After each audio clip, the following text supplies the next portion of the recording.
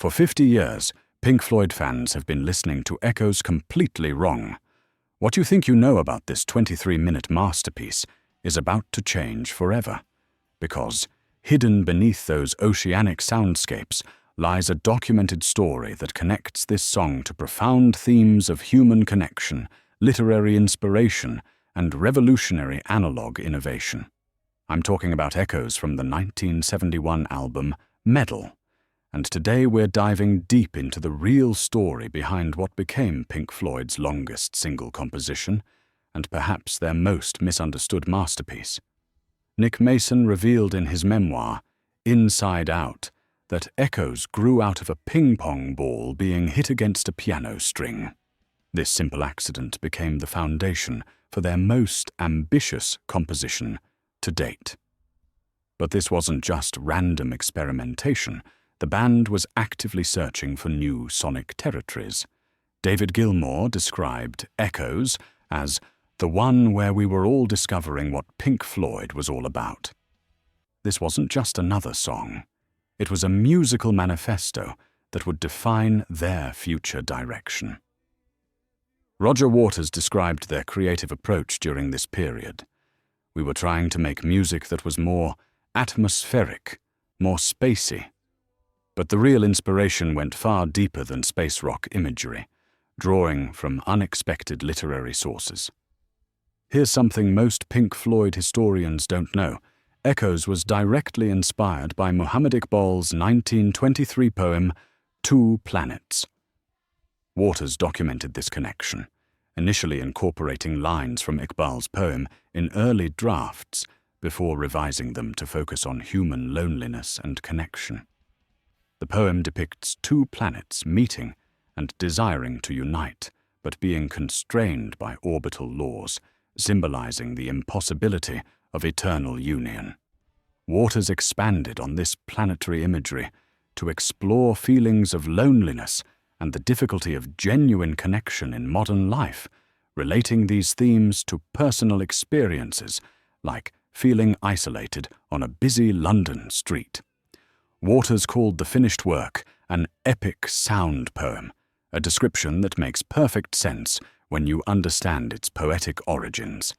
That iconic ping sound that opens the song came from Richard Wright's piano, processed through a Leslie rotating speaker. Wright confirmed in interviews that the Leslie speaker gave us that swirling, modulated effect we were looking for. The process was more complex than most realize. They amplified a grand piano note through a Leslie speaker rotating at high speed, creating modulation effects from its rotating horns and drum, then sent this signal through a Binson Echorec unit for echo and delay effects. David Gilmour explained the famous seagull sounds in the middle section. It's a guitar fed back through a Binson Echorec and a backwards wah-wah pedal. He called it a happy accident that we decided to keep and develop. The backwards wah-wah effect was literally accidental. Gilmour plugged his wah-wah pedal backward, creating that unique high-pitched screeching guitar sound. Nick Mason confirmed this was an embraced experimental accident that became integral to the song's character. The Binson Echorec wasn't just any delay unit. It was a rare Italian-made echo device using a spinning wire recorder, different from tape delay units like the Echoplex. As Gilmour noted, the Binson was crucial to our sound. It had this particular quality that digital delays could never replicate. Both Gilmour and Waters used the Echorec extensively, Gilmour for guitar textures and Waters for bass effects during the middle jam section. The unit's multiple controls allowed for complex echo repeats and feedback loops, creating the rich delays and reverbs that defined Pink Floyd's sound. Gilmour emphasized that echo effects aren't available with anything produced today, highlighting how analog equipment shaped their unique sonic signature. Engineer John Leckie, who worked as balance engineer on Meddle, recalled the collaborative atmosphere. There was no record company pressure or contact, which created positive vibes during the sessions. This absence of outside interference allowed Pink Floyd to experiment freely. The band took advantage of new 16-track studio technology at AIR Studios, though Nick Mason noted that, while the possibilities expanded, mixing took much longer. They were pushing the boundaries of what multi-track recording could achieve. For the song's end section, they used an innovative technique with 2 tape recorders set in opposite corners of a room to create a shepherd tone effect, where chord tapes were played back while simultaneously being recorded, causing delays that influenced the chordal structure. According to documented interviews, there was no initial concept before entering the studio for Meddle. The album emerged organically from experimentation during sessions and live performances. Echoes evolved from many disconnected parts, initially labeled Nothing Part 1 through Nothing Part 36. The song was first performed live in Norwich in April 1971 under the working title Return of the Son of Nothing, demonstrating how Pink Floyd integrated live performance with studio development. Richard Wright created the basic musical structure, including the iconic piano motif. The music was mainly composed by Wright and Gilmour, while Waters wrote the lyrics focusing on themes of communication and empathy. Wright reportedly regarded Echoes as a particular favorite among his compositions. Gilmour's guitar setup was crucial to the sound. I used a Stratocaster through a high-watt amplifier with the Binson Echorec and that backwards wah pedal creating the textures. Engineer John Leckie recalled that Gilmour had just acquired a wah-wah pedal like Jimi Hendrix's, contributing to the album's sonic character. Wright's keyboard approach layered multiple instruments. I favored simple chord progressions enriched by technical effects. The Leslie speaker and Binson combination gave us sounds nobody had heard before. The arrangement included farfisa organ solos and Hammond organ parts with acoustic piano, all processed through the Leslie speaker. The 23-minute structure was unprecedented in rock music. Mason explained, "We wanted to create a journey, not just a song. It needed to breathe, to have space for the listener to get lost in." Waters added, "The length wasn't arbitrary. The music dictated the structure, not commercial considerations. This artistic freedom was crucial to creating what would become their most ambitious single composition." The song's structure follows a deliberate arc, opening with that haunting ping, building through Wright's melodic piano themes, exploding into Gilmour's soaring guitar solos, descending into the experimental middle section with its seagull-like sounds, then rebuilding to a triumphant conclusion. Each section serves the overall narrative of connection and isolation. Gilmour reflected on their analog approach. Every sound was crafted by hand. You couldn't just press a button and get that effect. It required understanding your equipment and embracing accidents. Mason summarized their philosophy. "We preferred the unpredictability of analog equipment. Digital perfection wasn't what we were after." This embrace of imperfection and happy accidents became central to Pink Floyd's creative identity. The band's commitment to analog extended beyond just equipment. It was a philosophical approach to music making. They valued the organic interaction between musician and machine, where slight variations in performance could create entirely new sonic possibilities. Performing Echoes live presented unique challenges. The band had to recreate complex studio effects in real time, leading to innovative live setups. Gilmour used multiple amplifiers and effects units, while Wright employed both piano and organ simultaneously. The song became a centerpiece of Pink Floyd's live shows throughout 1971 and 1972, often serving as the entire second half of their concerts. Audiences were initially puzzled by the 23-minute composition, but it gradually became a fan favorite. Mason noted that playing Echoes live taught us about the power of extended musical journeys. It prepared us for the conceptual albums that followed. Waters' lyrics for Echoes are deceptively simple, but profoundly meaningful. Lines like, "Strangers passing in the street, by chance two separate glances meet," capture the essence of urban isolation and the possibility of human connection. The oceanic imagery throughout the song, "Overhead the albatross hangs motionless upon the air," wasn't just poetic decoration. Waters explained that water represented the birthplace of consciousness, where all life began and where we're all connected.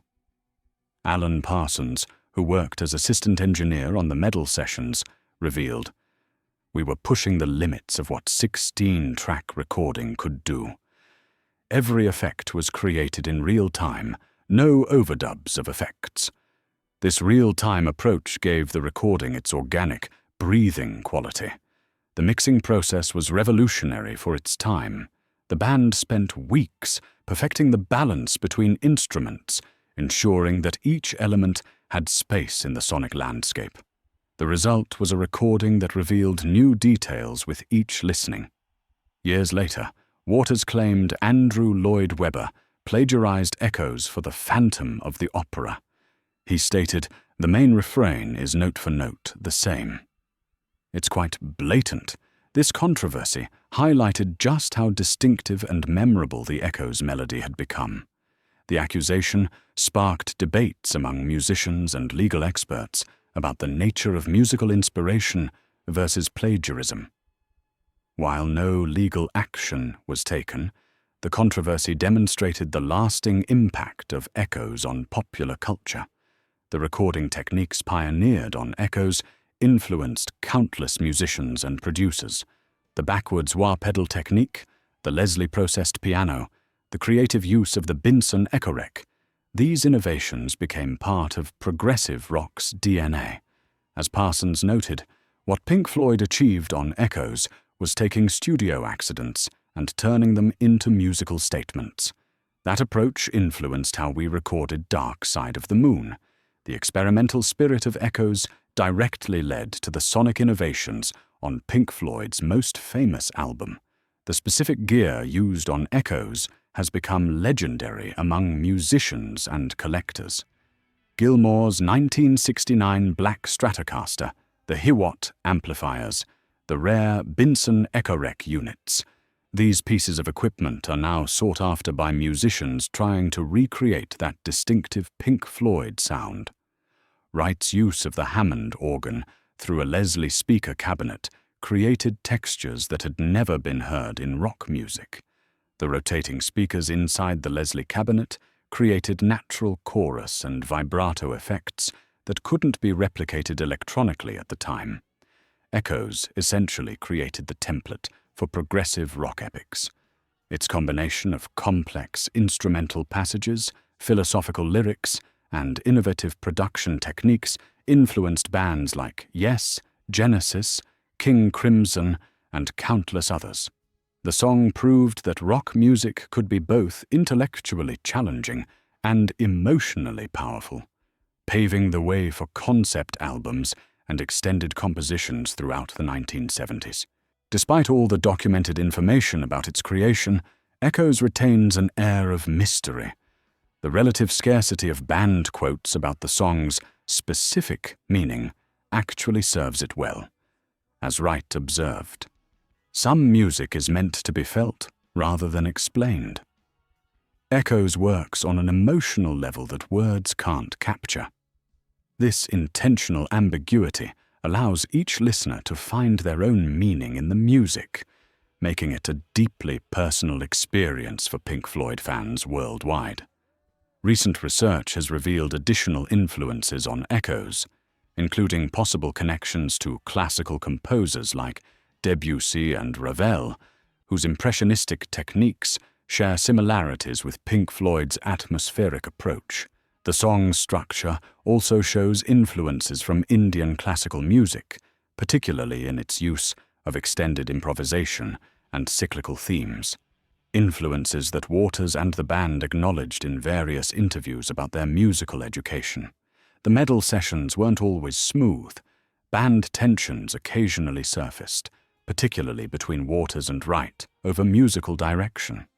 However, These creative conflicts often pushed the music in unexpected directions, contributing to the album's innovative character.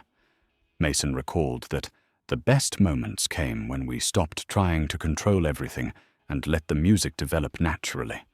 This organic approach became a hallmark of Pink Floyd's creative process. For 50 years, fans have been hearing echoes as cosmic background music, missing the profound human drama playing out in every note. But the documented truth is both simpler and more profound. Echoes began with a ping-pong ball hitting a piano string and evolved into a meditation on human connection inspired by Persian poetry. Waters took that accidental sound and built around it a 23-minute exploration of loneliness, connection, and the possibility of empathy in an increasingly disconnected world. The oceanic imagery, the analog textures, the structural innovation, the literary inspiration, all served this central human theme. The song's genius lies not in its cosmic pretensions, but in its deeply human core. It's about the moment when two strangers' eyes meet on a busy street, the possibility of connection across the void, and the eternal human struggle to touch another soul. That's the real secret Pink Floyd has been hiding in plain sight for 5 decades. Not in space, but in the most earthbound of human experiences.